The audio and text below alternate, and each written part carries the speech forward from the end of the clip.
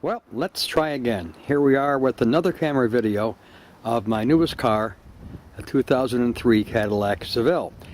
Today is Friday, February 4th of 2011, and we have some sun today, which is very, very unusual. But I thought, while it is sunny, let's do a camera video of the car. Also have a bit of wind, so may interfere with my voice a little bit. There we go. Actually a pretty small Cadillac. I think this is the first time I shot a video in the snow. But hey, it is February and it is Ohio, gang. What are you gonna do, huh? I'm also shooting kind of into the sun right now, so bear with me. Here's something unique. This was a Pennsylvania car and there is no front license plate required in Pennsylvania. So I have to take care of that once I do get my Ohio license plates. Should be in about a week or so. Now here's the car all the way around. I think this is an XM antenna. Not sure, but first time I've had an antenna mounted on the rear windshield like this. Interior of this car is incredibly clean, as you can see. Just looks just fantastic. Sorry about the shadow, but this is really a clean car. All leather, of course. And this actually has rear controls for the heater with an ashtray and lighter for the rear passengers, which is kind of nice. And has the usual pockets over here. One of the things I like best about this car is all the wood grain it's got. It's got a lot of wood grain on it. Got it inside the doors. There's the window controls. And as you can see, there's also a lot of wood grain on the dash. There we go. Very clean car. The thing I like too about the steering wheel is the wood grain on the top and part of the bottom. Very nice. What I wanted to also show was how clean all this is. This is amazing. This looks like new paint. It really does. I mean, no rust anywhere, nothing. Very clean. All right, here we go. Kind of hard to get a wide shot with this camcorder, but I'll live with it. There's all the wood grain. And of course the center console. One thing I love about this car, which is new to me, this has a memory, which my Park Avenue had too, for drivers 1 and 2. And of course the memory, when you put the key in, the seat moves up. Well, in this car, guess what else happens?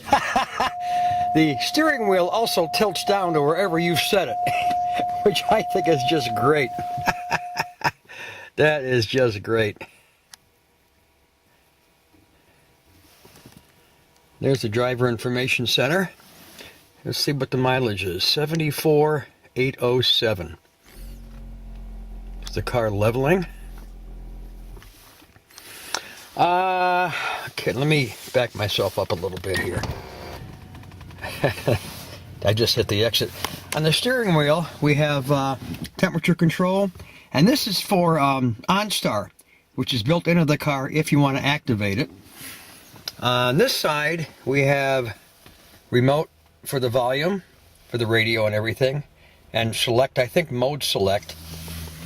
And down here, we have cruise control, on or off, with a little pilot light to let you know that it's on or off. And on this side, the other cruise control, which is set, coast, resume, accelerate. Oddly enough, the windshield wipers are up here on this lever, and the wash is over here, and then you have the various controls, which is high, low, and this is the amount of your interval, which is, there we go. Let's see, over here are the controls for the Twilight Sentinel, which doesn't say Twilight Sentinel, but that's actually right down here. Here are controls for the off, parking lights, headlights, and this is for the fog light. I finally got a fog light. And this, I forget what this is for, that was locked in. I forget what that was for. Down here are the remotes for the trunk and gas cap release.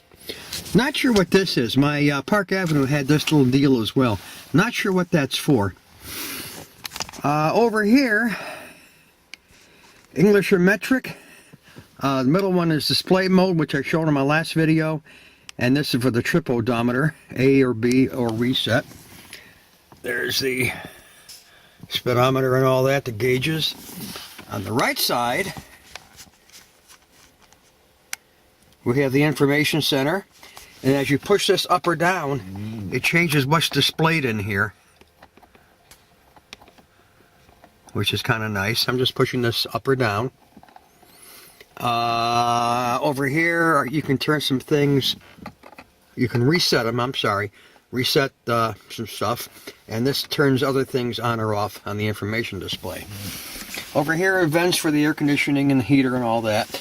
Here is the heart of the car, the stereo system, which is really a disappointment. The stereo in my Park Avenue, at least to my ears, was much, much, much better. This is a big letdown for me. Let's see, since the car is on, let's see how much of this we can pick up. As you can see right here, I guess you can see there, doesn't want to focus, so we can go in. It has a cassette underlined. If we hit source, we'll go to the CD.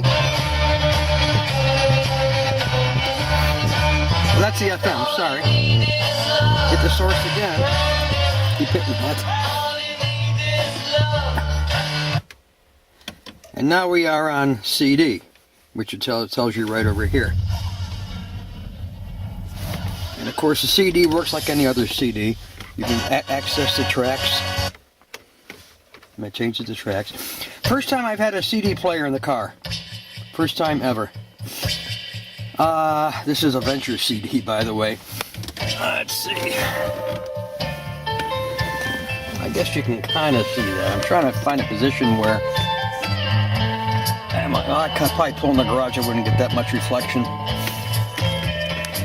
So there's the radio, the CD, and all that. And heater controls are down here.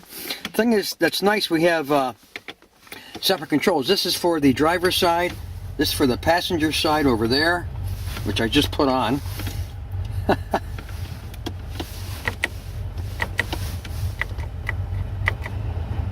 Okay, now we're off. Any other stuff is here, the air conditioning, recirculate, and all that. More wood grain, which I absolutely love. It's so cool. Over here are controls for the heated seat for driver and passenger.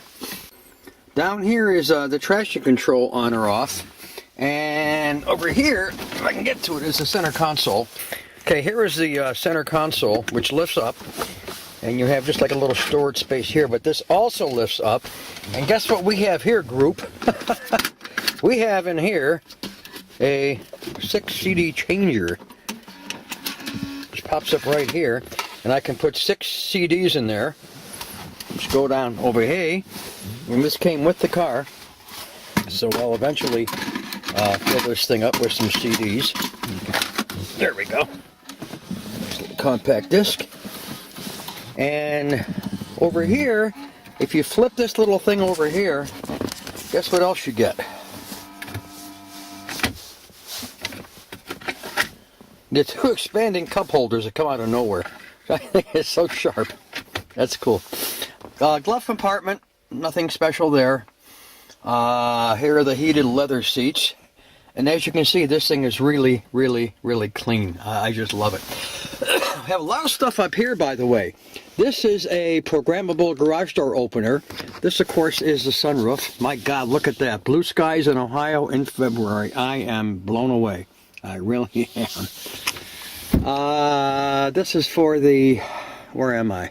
The sunroof. This is also for the sunroof. These are your reading lights. This is the interior light. Very odd to have this thing up here on the top. So that's like off, on when you open the door, and always on.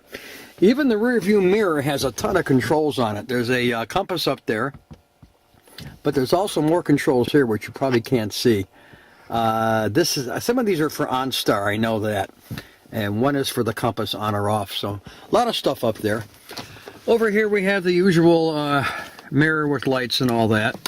The only thing I'm missing on this car, I don't have the extensions that pulled out like I had on the Park Avenue to kind of extend the range of the sun visor. I really missed that. But there is a second sun visor here, like the Park Avenue had, so I can live with that.